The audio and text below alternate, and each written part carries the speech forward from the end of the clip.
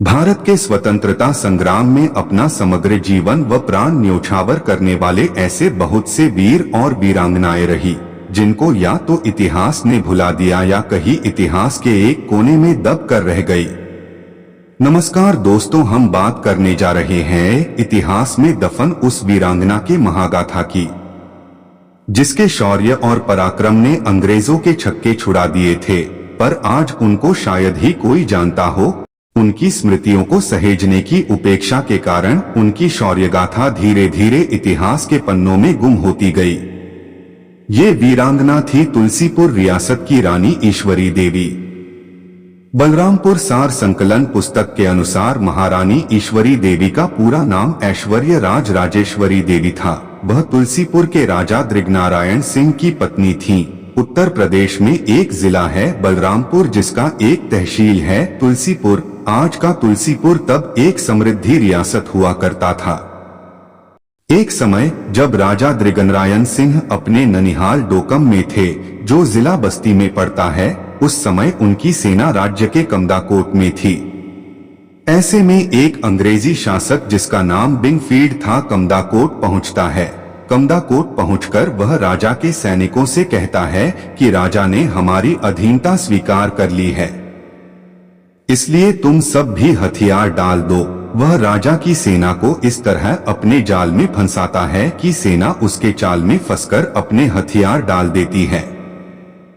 उधर बिंगफील्ड की अंग्रेज सेना राजा के ननिहाल डोकम पर आक्रमण कर देती है और मात्र कुछ अंगरक्षकों के साथ रह रहे राजा दृगनारायण सिंह को बंदी बना लेती है। राजा को बंदी बनाकर लखनऊ के बंदीगृह में डाल दिया जाता है। इसके पश्चात गोंडा का अंग्रेज कलेक्टर वायलू तुलसीपुर राजघराने व रानी ईश्वरी देवी तथा उनके समर्थकों पर अमानवीय अत्याचार करने लगता है। कलेक्टर वायलू के अत्याचार से त्रस्त रानी ईश्वरी देवी व उनके समर्थकों ने अंग्रेजी सेना का प्रतिकार करने का संकल्प लिया। रानी ने अंग्रेजों को पहला झटका तब दिया जब रानी के खास समर्थक नवयुवक फजल अली ने 10 फरवरी 1857 को कमदाकोट के पास डिप्टी कमिश्नर कर्नल वायलू का सिर काट दिया।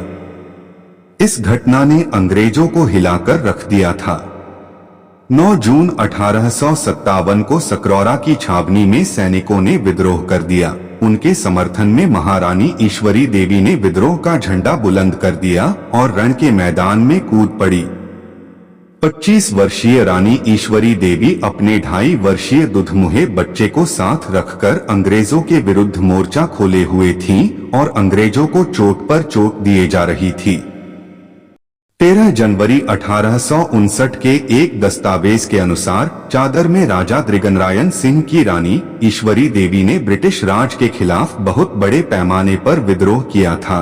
उनके खिलाफ 6 शाही फरमान जारी किए गए, पर उन्होंने किसी भी फरमान के आगे झुकने से इनकार कर दिया और किसी भी फरमान के आगे झुकी नहीं। इसका परिणाम यह हुआ कि उनका राज्य छीनकर बलरामपुर राज्य से मिला लिया गया। उनको बहुत प्रलोभन दिए गए, किंतु वह कभी झुकी नहीं।